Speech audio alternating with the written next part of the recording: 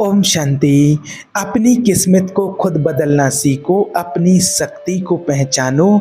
बस एक काम करो, 7 दिन में जो चाहो पा सकते हो। याद रखना, ये जो हमारा जन्म हुआ है ये भाग्य के अधीन नहीं है, ये नवीन भाग्य निर्माण करने के लिए है।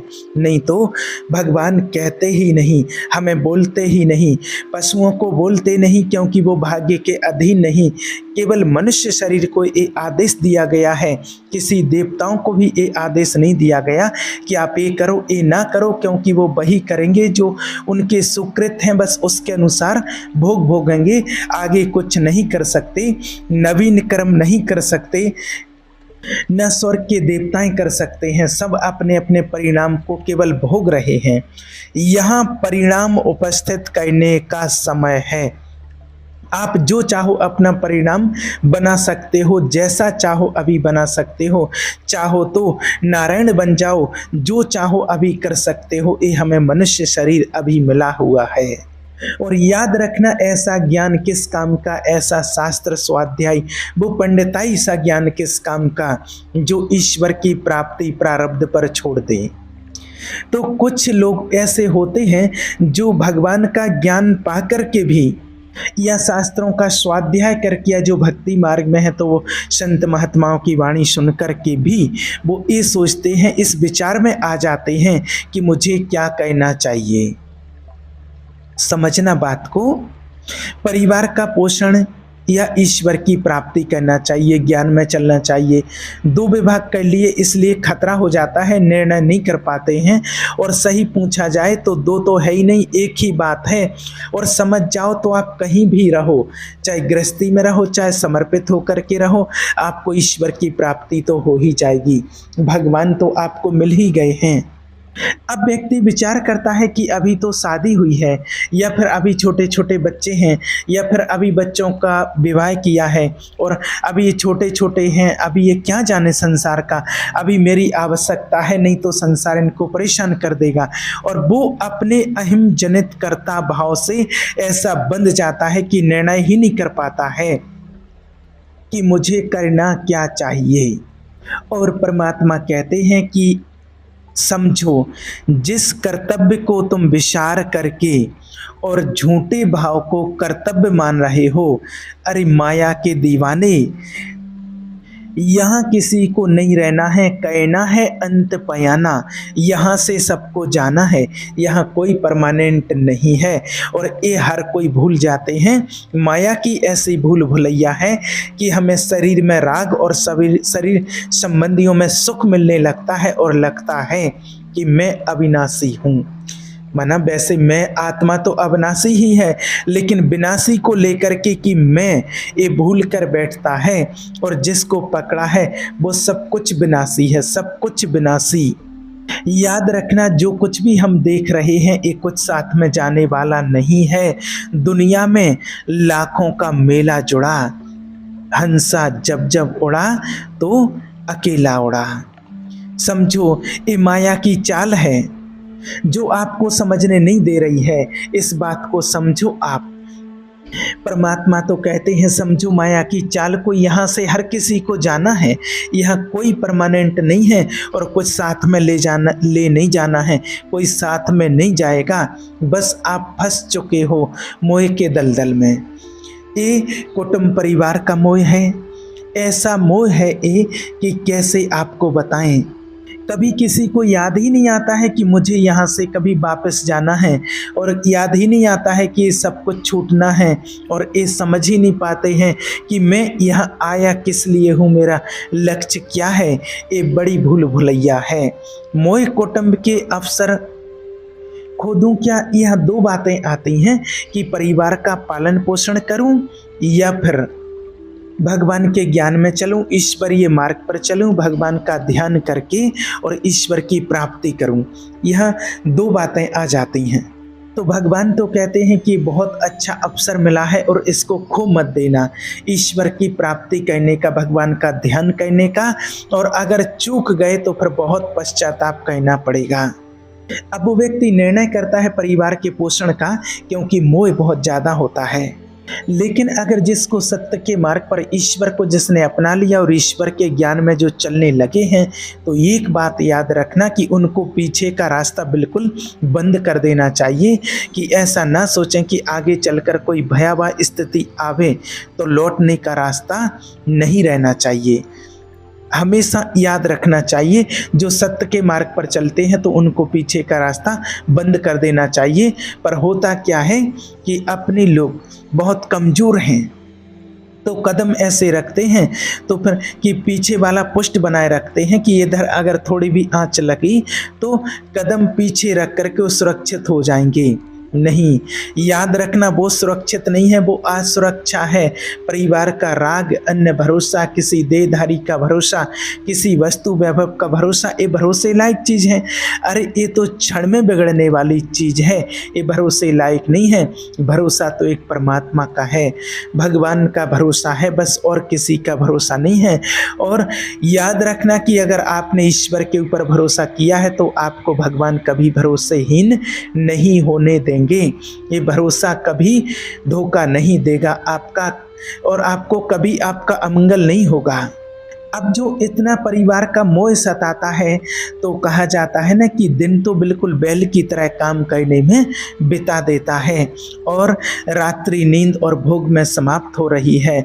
आठों पहर की 60 घड़ियां बेकार में इस व्यक्ति ने व्यतीत कर दी हैं। एक क्षण भी शांति से बैठ कर के विचार नहीं किया कि मेरा जन्म किस लिए हुआ है, मैं क्या कर रहा हूँ, मैं यहाँ पर क्यों आया हूँ, और अपना कुशल चाहता है। फिर भी एक छिन्न भगवान का नाम नहीं लेना, फिर कुशल कहाँ से होगा। सपने में भी शांति नहीं, सपने में भी विश्राम नहीं मिलेगा जब तक आप भगवान का ध्यान नहीं करोगे। याद रखना, जब तक परमात्मा को याद नहीं करोगे, मेडिटेशन नहीं करोगे। और होता क्या है कि बालक अवस्था तो खेल में चली गई, जवानी हुआ तो अहंकार मद छाया, मैं करता मैं भोगता इसमें चली गई, और जब वृद्ध अवस्था हुई तो रोग और चिंताओं ने घेर लिया। अब इतना दुखी है कि वो सोच भी नहीं सकता कि मैं इनसे दूर होकर के भगवान का ध्यान करूं। और फिर व्यक्ति की ऐसी स्थिति होती है कि जाते जाते अंतिम टाइम पर भी उसको लगता है कि ऐसा क्या कर दूं, कहाँ से कैसे व्यवस्था कर दूं परिवार के लिए।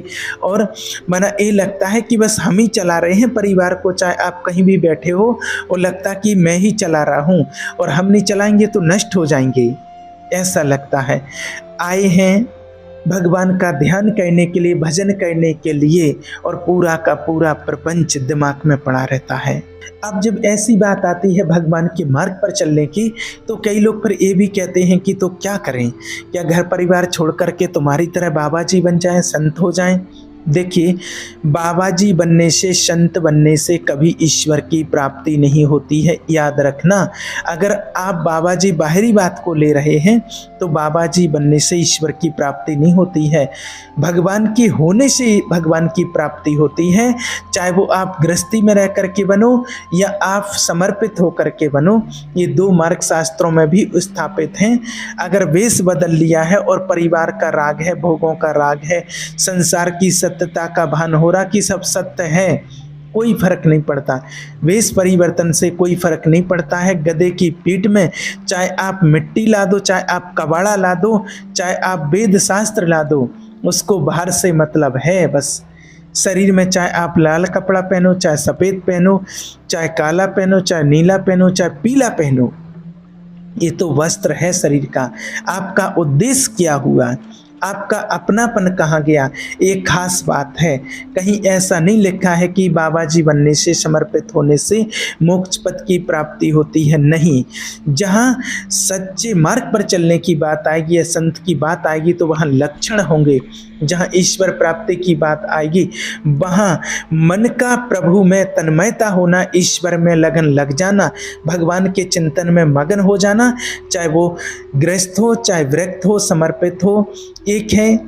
अगर संसार का व्यवहार पसंद नहीं, प्रसन्न नहीं कर पा रहा है तो समझो कि वो निर्वर्ती मार्ग का पथिक बन गया, ईश्वर के मार्ग का पथिक बन गया। और एक है कि संसार के व्यवहार को और एक संसार के मार्ग को ईश्वर का स्वरूप समझ करके, ईश्वर को सब कुछ समर्पित करते हुए, ईश्वर को अपना मान करके और वैसे ही चल रहा है तो वैसे ही ईश्वर की प्राप्ति उस आत्मा को भी होगी। और कुछ लोग ऐसे भी होते हैं जो कहते हैं कि नहीं, हम बस थोड़े दिन और हैं और थोड़े दिन में हम सब कुछ निपटा करके और फिर ईश्वर के ज्ञान में चलने लगेंगे, सद्मार्ग पर चलने लगेंगे। तो समझ लेना, आपसे भी चतुर वो काल है, सांसों का कोई भरोसा नहीं है। आपको हो सकता है उतने ही समय में आपकी सांसें पूरी हो जाएं, तो फिर क्या होगा। ऐसे बहुत से लोगों के मुंह से सुना और देखा है कि बस एक काम हो जाए, बस फिर हम आए कि आए बस, और आज तक भी लौट करके नहीं आ पाए, फिर वो ईश्वर के मार्ग में नहीं चल पाए, क्योंकि वो गली ही ऐसी है कि वहाँ बहुत दलदल है आगे। जो वहाँ गया और मोह की गली में डूबा तो निकलना बड़ा मुश्किल होता है। और सत्संग में परमात्मा के ज्ञान में इतना सामर्थ्य होता है कि जब आप सत्संग सुनने आश्रम में आते हो, सत्संग मुरली चलती है सुनने के लिए, जब आप आश्रम में आते हो और जब कोई बात निकलती है, परमात्मा बोलते हैं मुरली में, तो ऐसे लगता है कि बिल्कुल अभी बिल्कुल कि आपको चुटकियों में ऐसे लगेगा कि अभी ऐसे निकल जाएंगे। और जैसे ही आश्रम के गेट के बाहर हुई और वो हवा लगने दो, फिर लगेगा कि कैसे निकलें। ऐसी प्रचंड माया है। इसलिए भगवान कहते हैं कि चिंतन चलता रहे, तुम्हारा निरंतर परमात्मा की याद बनी रहे, इस बात का याद रखना। नहीं तो ये सब जो इकट्ठे हुए हैं ना, माता पिता भाई बहन बंधु, सब बिछुड़ते चले जाते हैं और उसी मोह में फिर व्यक्ति रह जाता है। और ये मेला जो देख रहे हो, एक कुछ समय तक का होता है, बस याद रखना। और जो हम लोग परिवार को अपना मैं मान करके, मेरा मान करके उनको पोषित करते हैं, पालन पोषण करते हैं, वो कुछ समय के लिए है। जैसे नदी पार करने के लिए 50 लोग इकट्ठे हुए, नाव में बैठे, सब एक साथ नाव किनारे पर पहुंचा और सब अपने अपने मार्ग को चले जाते, कोई किसी का साथ नहीं देता है। ऐसे ही मृत्यु का समय आया, आप कितना भी प्यार करो किसी को, वो लौट के आपको पूछने के लिए नहीं आएगा कि आप कैसे हैं, या आपने कितना भी सबके लिए किया है। मोह से युक्त होकर के अपना जीवन, विशेष जीवन आपने दे दिया, लेकिन आपकी क्या दुर्गति होगी किसी को कोई परवाह नहीं है।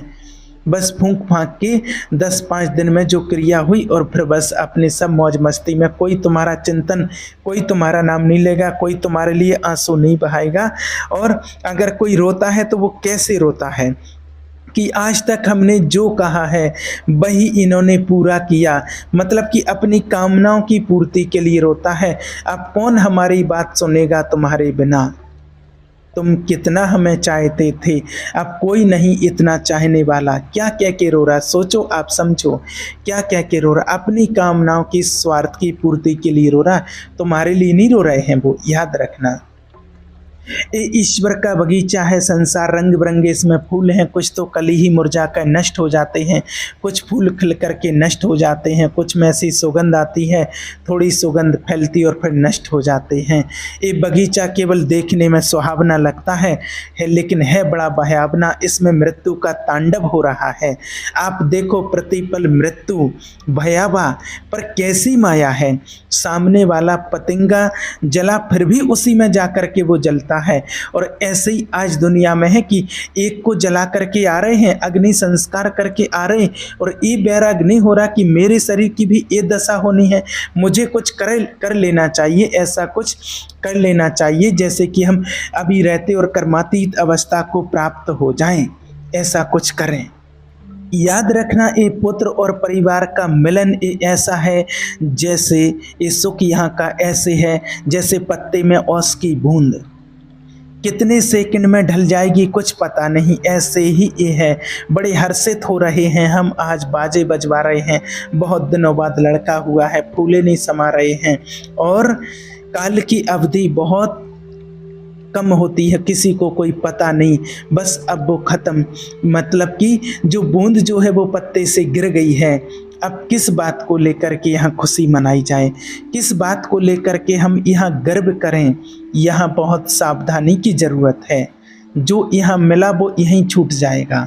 आप जब जाओगे तो आपके साथ सिर्फ आपका किया हुआ कर्म जाएगा, पुण्य या पाप। और पुण्य कर्म तो अधिकतर लोग करते नहीं, बस भगवान को याद नहीं किया, भगवान को जाना नहीं है, जाना नहीं, अब क्या करो। इसलिए कहते कुछ पुण्य कर्म यहाँ कमा लो, भगवान को याद करो, सब में सुख देने की भावना देखो, सब में परमात्मा का अंश देखो। जो भी आपके पास मन वचन कर्म से प्राप्त जो आपको हुआ है वो सबको सुख देने के लिए है। सब में भगवान का अंश है, वो आत्मा है, सब परमात्मा की संतान है। अब ये बात समझ में नहीं आएगी क्यों सुख दें हम, क्योंकि आपको सुख मिलना है। इसलिए आप इस सिद्धांत को समझो। अगर आप सबके सुखों को खींच करके उनको दुख दे करके सुखी होना चाहते हो तो वो दुख लौट करके बड़ा भारी रूप रख करके आपके पास आएगा, आपको भोगना पड़ेगा। आप दूसरे को सुख दिए तो सुख लौट करके आपको बड़ा भारी सुख आपको देगा, इस सिद्धांत है। इस समझो पर समझ ठीक है नहीं। तो हम दूसरे को दुख दे करके अपने को सुखी मानना चाहते, सुखी बनाना चाहते, तो वो दुख बहुत बड़ा रूप रख करके आता है और हम बहुत दुखी हो जाते हैं। लेकिन आज तक तो अगर लोग सब सुखी होने के लिए कर रहे तो सुखी हो जाना चाहिए, लेकिन मतलब गलत है ये बात, इसलिए वो समझ नहीं पा रहे। जितना आप दूसरों को सुख देंगे उतना ही सुख आपको मिलेगा, इस बात को आप नोट कर लेना। और याद रखना, आपका परम हितकारी सिर्फ परमात्मा है, परमपिता परमात्मा है। उसके शब्दों पर, उसके वचनों पर विश्वास करो और परमात्मा का निरंतर ध्यान करो, क्योंकि बस एक परमात्मा ही हमारा अंत तक साथ देने वाले हैं और इसके बाद भी साथ देने वाले हैं। और घर परिवार की जो जिम्मेवारी, जो सेवा मिली हुई है, उसे मेरा मान करके नहीं, ये सब आत्माएं परमात्मा की संतान है, मुझे भगवान ने इसकी सेवा के निमित्त बनाया है, ये भाव मान करके चलो, तो उसमें भी आपको वो सेवा भी होगी, जिम्मेवारी भी पूरी निभाओगे और उससे भी आपको पुण्य कर्मों की प्राप्ति होगी, क्योंकि आप ईश्वर की संतान मान करके उनकी सेवा कर रहे हो। ओम शांति।